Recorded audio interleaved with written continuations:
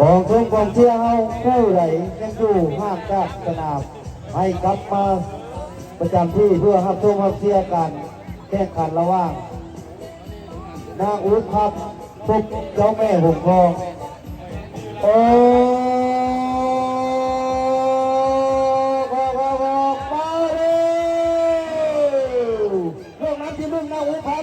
มาจากบ้านนกตีร่วมน้ำที่สองเจ้าแม่หงทองมาจาก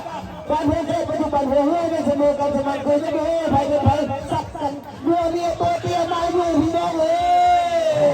ว่าจังไหนว่าจะได้เจ้านางอุ้มคำนางแม่อุ้มคำแล้วนั่นที่หนึ่งจากบ้านนกตีพบกับนางหงแดงแล้วนั่นที่สองจากบ้านโคตรเทพเรื่องนี้แล้วนั่นที่สี่กันในเรื่องนั้นที่หนึ่งโอ้โหที่หนึ่งว่าไผ่ศิลาไผ่เอาไปเลยพี่น้องเอาบุกกันบุกเอาไปทำอะไรกันพี่น้องตอนนี้แล้วก็ดูกันเอาไปกันว่าจังไหนเอาเลยครับปัจจุบันก็เกิดผู้หงเกิดกันไปเรื่อยๆไผ่จะไผ่ว่าไผ่จะไผ่ว่าไผ่จะไผ่ที่นี้ปัจจุบัน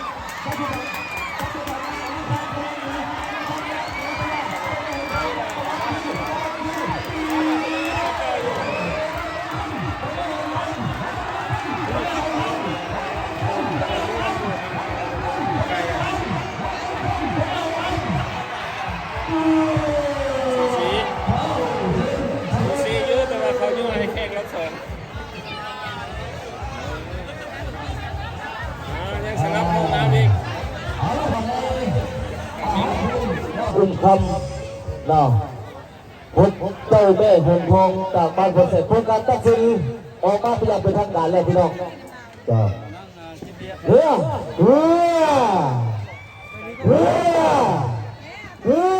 เจ้าแม่หงทองรางวัลสองจากบ้านคนเสร็จเป็นผู้ชนะในรอบที่หนึ่งขอเสียงตบมือส่งเสียง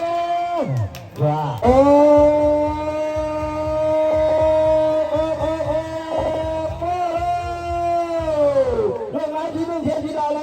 มาจากบ้านนาทานลงน้ำที่สองตัวเฮ้ยมาจากบ้านนาไข่ปัจจุบันหัวเฮ้ยสนุกการสมัครเคยเฮ้ยใครเป็นใครรู้ดีว่าหน้าหานเพิ่งปั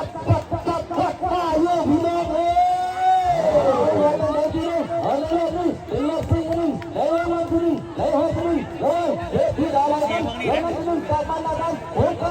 กับจากพ่อหัวโอ้ในวันที่สองบ้านนาไข่ว่าจะไหนต่างคนต่างดีเอ้ยโอ้บุญต่างคน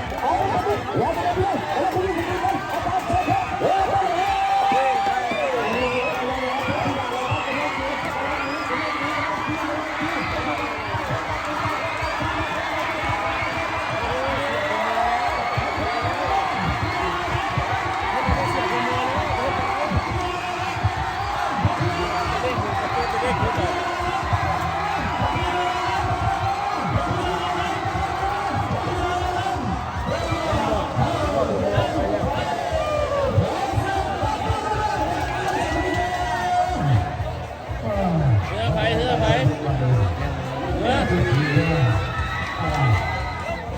ทีมชุดเก่งใจนี่ตัดสินเป็นทางการแล้วผมกำลังที่พิดาอะไรครับเรานับถือจากบรรณาทานผมกับเจ้าพ่อภูมอเรานับถือของผมกำลังได้ชนะมาแล้วเฮ้ย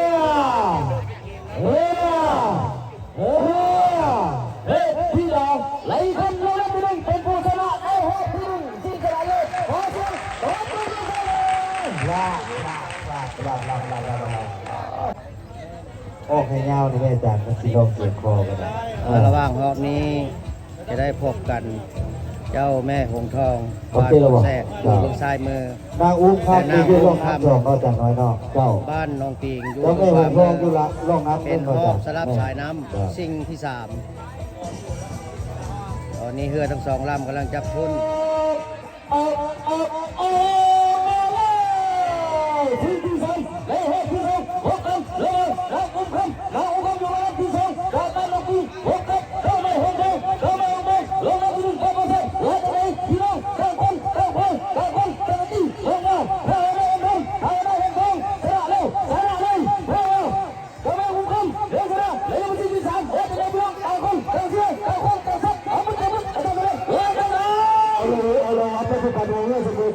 มันเคยไปหัวใครไปใครแต่ว่าแม่เมื่อตาเมื่อด้วยไก่นี่เนี่ยเมื่อไก่เมื่อนั้นนางเห็นความแม่กำลังจะหนีนางรู้ความกำลังจะหนีแต่ว่า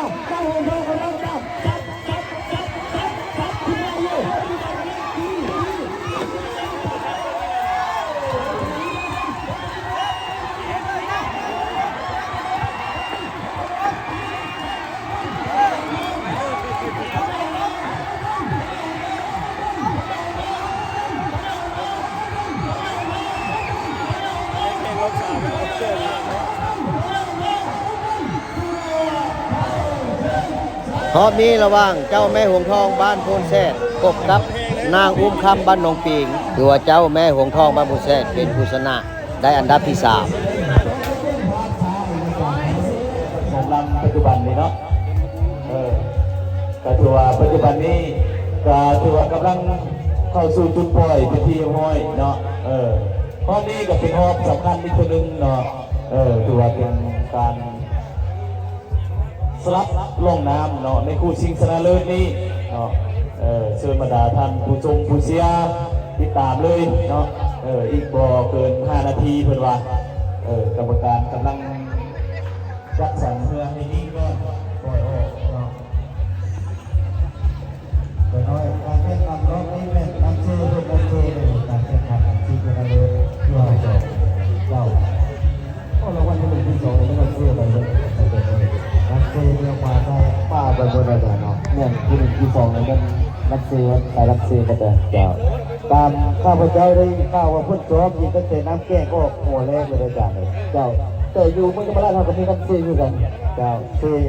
เสร็จบางให้เดี๋ยวที่บางให้มีเซเนาะแต่ผมมีเงือมาแข่งกันลำประจานเนาะเจ้าบางวันพี่หน้าเพื่อนจะมีเงือมาหอมโอ้แต่ว่ามีเซแต่ว่าผมมีเงือมาแข่งอาจารย์เจ้าเงือทั้งสองลำได้เข้าสู่จุดปล่อยแล้วคณะกรรมการกำลังเอาหัวเงืออยู่เอาไปเล่นปีสร้างน้ำนองเด้อหรอกพี่น้องเด้อช้างใหญ่เจอช้างใหญ่ด้วยกันน้อยบอกก็ปีแรกเลยกันเป็น2 ปีนี้มาซิ่งกันจะดีเลยจ้ะแม่แต่ว่าเทพธิดาอะไรครับเพื่อนเอาไปได้ปีได้เนาะแต่เป็นวิตาเบอร์นปีนี้เพื่อนจะได้ป้องกันเส้นเพื่อนได้อยู่บ่สปอร์ตเทพธิดาอะไรครับแต่ว่าเที่ยวแรกเพื่อนเอาไปแล้วได้คันเพิ่ม1ในจ่าน้อยเอาไปเพิ่ม1เราบอกเจ้าเพื่อนชนะไปแล้วเราเป็นวิตาเบอร์นกันดีว่าเพื่อนจีชนะมาได้ลองเลยเพื่อนจีได้บวกครึ่งที่2นะจ่าเนาะโอ้ยถ้าเพิ่นได้ขันไปนี่ก็เป็น16 หน่วยแล้วขันเพิ่นโอ้ลายเนาะเพิ่นแบ่งเลยโอ้ยบ้านไกลเงินเตียงเพิ่นเนาะโอ้พอมาเลยโรงงานที่1กับพ่อคุณหมอมาจากบ้านนาคายมาด้วยสีเสื้อสีน้ำเงินหรือว่าสีผ้าโรงงานที่2มาเทพธิดาอะไรกันเทพธิดาอะไรกันโรงงาน2ปัจจุบันโหเรื่องเสมอกันประมาณเคยโหเรื่องไปปัจจุบันเทพธิดาอะไรกันขวดจับมีอยู่เป็นหัวไปเป็นไผ่พี่น้องเอ้ยเราเลยที่อะไรกันร้องอันที่2มาเลยกันละกันโอ้กับเจ้าพ่อพี่น้องตอนนี้กำลังคุกกี้ถูกซีกันยังไม่หูไปเป็นไผ่ยังไม่หูไปเป็นไผ่พี่น้องเพิ่งเอายังไม่โมยังไม่ไปถึงว่าไปไปเอาปุ๊บเอาสักอะไรกันว่ากันไปเป็นกีฬาเลยครับเป็นกีฬาเป็นกีฬาก็พวกนี้เราจะที่คนมาอยู่ด้วยนะปัจจุบันกำลังซับ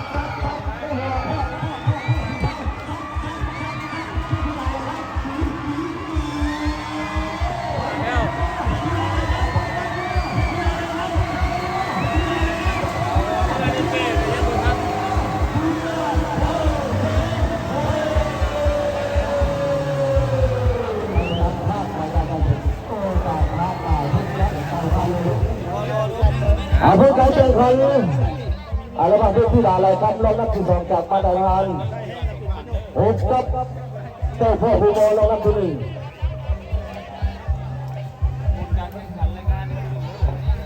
ผลการแข่งขันออกไม่ได้บอกลงน้ำไหนชนะเพื่อการแข่งขันจากคณะกรรมการตัดสินออกมาจากเป็นทางการแล้วเฮ้